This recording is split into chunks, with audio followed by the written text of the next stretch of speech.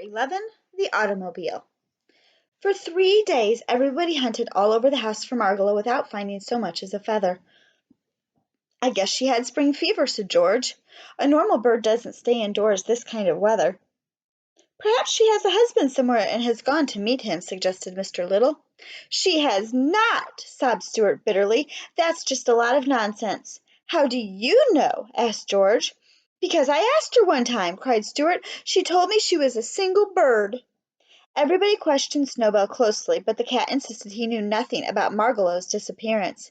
"I don't see why you have to make a pariah out of me just because that disagreeable little chippy flew the coop," said Snowball irritably. Stuart was heartbroken. He had no appetite, refused food, and lost weight. Finally he decided that he would run away from home without telling anybody, and go out into the world to look for Margolo. "While I am about it, I might as well seek my fortune too," he thought.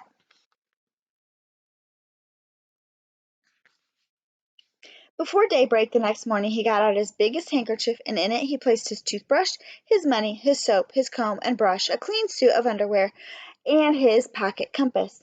"I ought to take along something to remember my mother by," he thought. So he crept into his mother's bedroom while she was still asleep, climbed the lamp cord to her bureau, and pulled a strand of Mrs. Little's hair from her comb. He rolled it up neatly and laid it in the handkerchief with the other things. Then he rolled everything up into a bundle and tied it onto one end of the wooden match. With his gray felt hat cocked jauntily on one side of his head and his pack slung across his shoulder, Stuart stole softly out of the house. "Goodbye, beautiful home," he whispered. "I wonder if I will ever see you again." Stuart stood uncertainly for a moment in the street in the front of the house. The world was a big place in which to go looking for a lost bird. North, south, east, west, which way should he go? Stuart decided that he needed advice on such an important matter, so he started uptown to find his friend Dr. Carey, the surgeon dentist, the owner of the schooner Wasp. The doctor said he was glad to see Stuart. He took him right into his inner office where he was busy pulling a man's tooth. The man's name was Edward Clydesdale, and he had several wads of gauze in his cheek to hold his mouth open good and wide.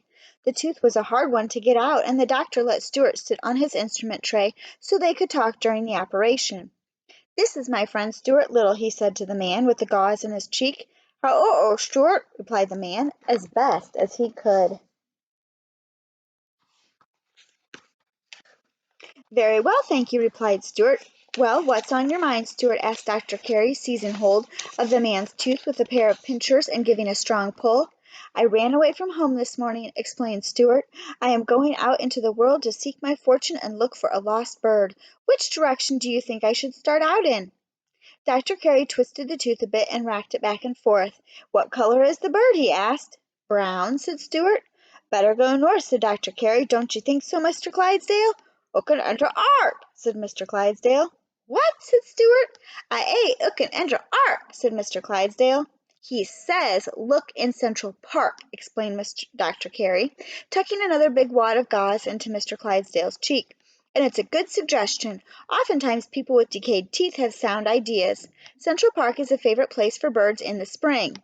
Mr. Clydesdale was nodding his head vigorously and seemed about to speak again. "If u art okay, erd en entral ark, u ork in even en ecker iwa en ook in central Connecticut." "What?" cried Stuart, delighted at this new kind of talk. "What say, Mr. Clydesdale?" "If u art okay, erd en entral ark, u en egren arker hour en edro en He says if you can't locate the bird in Central Park, take a New York, New Haven, and Hartford railway train and look in Connecticut," said Dr. Carey. Then he removed the rolls of gauze from Mr. Clydesdale's mouth. "Rinse, please," he said.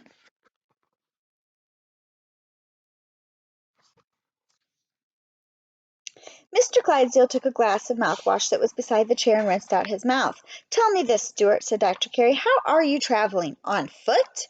"Yes, sir," said Stuart. "Well, I think you'd better have a car. As soon as I get this tooth out, we'll see what can be done about it. Open, please, Mr. Clydesdale." Dr. Carey grabbed the tooth with pincers again, and this time he pulled so long and hard and with such determination that the tooth popped out, which was a great relief to everybody, particularly to Mr. Clydesdale. The doctor then let Stuart into another room, felt From a tiny shelf he took a tiny automobile about 6 inches long, the most perfect miniature automobile Stuart had ever seen. It was bright yellow with black fenders, a streamlined car of graceful design. "I made this myself," Dr. Carey said. "I enjoy building model cars and boats and other things, when I'm not extracting teeth. This car has a real gasoline motor in it. It has quite a good deal of power. Do you think you can handle it, Stuart?" "Certainly," replied Stuart, looking into the driver's seat and blowing the horn. "But isn't it going to attract too much attention? Won't everybody stop and stare at such a small automobile?" "They would if they could see you," replied Dr. Carey, "but nobody will be able to see you or the car." "Why not?" asked Stuart. "Because this automobile is a thoroughly modern car. It not only is noiseless, but it's invisible. Nobody can see it." "I can see it," remarked Stuart. "Push that little button," said the doctor, pointing to a button on the instrument panel. Stuart pushed the button. Instantly the car vanished from sight. "Now push it again," said the doctor. "How can I push it when I can't see it?" asked Stuart. "Feel around for it." So Stuart felt around until his hand came in contact with the button. It seemed like the same button, and Stuart pushed it. He heard its slight grinding noise and felt something slip out from under his hand. "Hey, watch out!" yelled Dr. Carey. "You pushed the starter button. She's off. There she goes. She's away. She's loose in the room. Now we'll never catch her." He grabbed Stuart up and placed him on the table where he wouldn't be hit by a runaway car. "Oh, mercy! Oh, mercy!" cried Stuart when he realized what he had done. It was a very awkward situation. Neither Dr. Carey nor Stuart could see the little automobile, yet it was rushing all over the room under its own power, bumping into things. First there came a crashing noise over by the fireplace. The hearth broom fell down. Dr. Carey leapt for the spot and pounced on the place where the sound had come from. But though he was quick, he hardly got his hands on the place where there was another crash over by the wastebasket. The doctor pounced again. Pounce, crash, pounce, crash. The doctor was racing all over the room, pouncing and missing. It is almost impossible to catch a speedy invisible model automobile, even when one is a skillful dentist.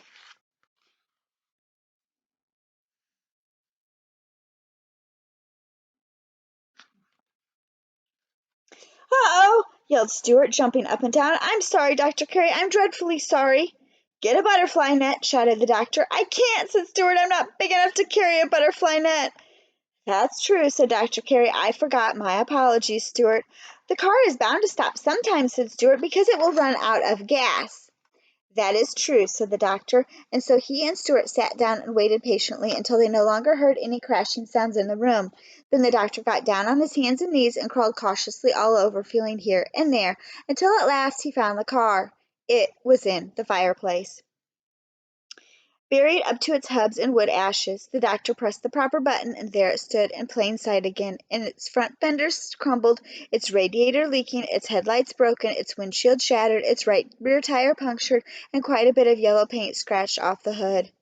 "What a mess!" groaned the doctor. "Stuart, I hope this will be a lesson to you. Never push a button on an automobile unless you are sure what you are doing." "Yes, sir," answered Stuart, and his eyes filled with tears, each tear being smaller than a drop of dew.